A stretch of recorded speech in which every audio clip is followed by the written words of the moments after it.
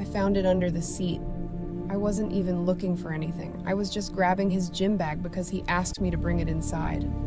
And my hand hit something hard, cold, a phone. Not his regular phone, a different one. Black case, no cracks, fully charged. My stomach dropped before my brain even caught up. I sat in that car for a second, just sat there. The garage door was still open. The engine had been off for maybe 2 minutes. And I'm holding this phone that I have never seen before in my life, in my husband's car, under the seat like it was hidden. Because it was hidden. I told myself it was nothing, work phone, old phone, something with a logical explanation. Then I turned it on. No passcode. That should have been the first sign. Because Daniel is meticulous. The man has a 6-digit passcode on his grocery app. So why was this phone open? I'll come back to that. Daniel and I had been married for 6 years at that point, together for 9. We met in our late 20s, moved in together after a year, got engaged on a trip to Colorado, and had the kind of wedding that people still bring up at family dinners. We weren't perfect, but I thought we were solid. I thought we were the couple that would make it.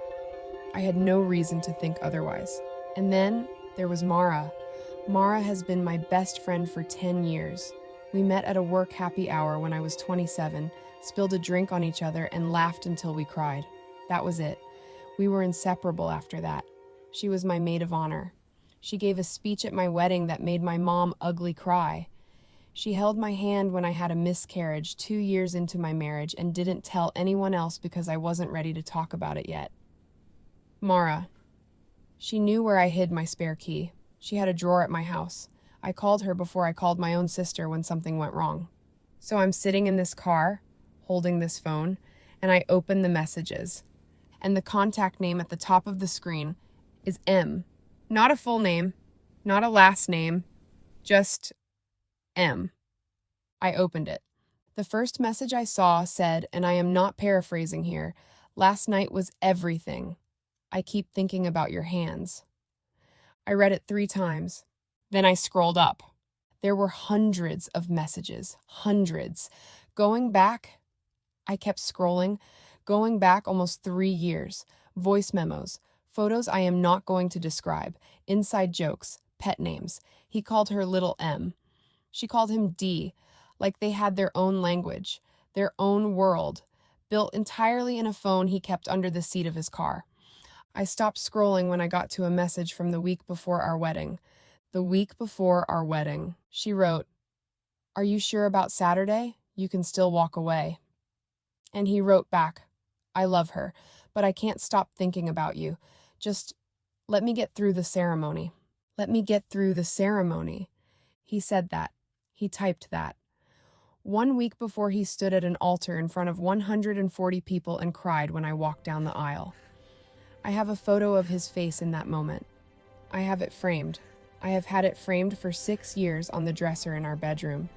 I put that phone face down on the passenger seat. I didn't scream. I didn't cry. I just went very quiet. The kind of quiet where you can hear your own heartbeat, where the world gets small and weird and you realize that the life you thought you were living was not the life that was actually happening. He married me knowing. She stood next to me knowing. Every birthday dinner, every girl's trip, every time she hugged me and told me she loved me. She knew. Every anniversary he celebrated with me. He knew. 6 years of my life. I picked up my real phone. I opened my text with Mara. The last message was from 2 days ago. A meme she sent me. A meme with little hearts. I stared at it for a long time. Then I opened my text with Daniel. He had texted me 20 minutes ago asking if I wanted Thai food for dinner. I put my phone in my pocket.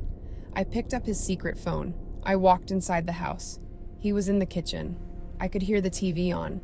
I could smell that he'd already started cooking something.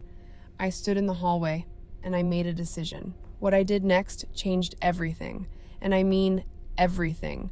Not just for me, not just for Daniel and Mara, for all 3 of us. Part 2 drops Thursday.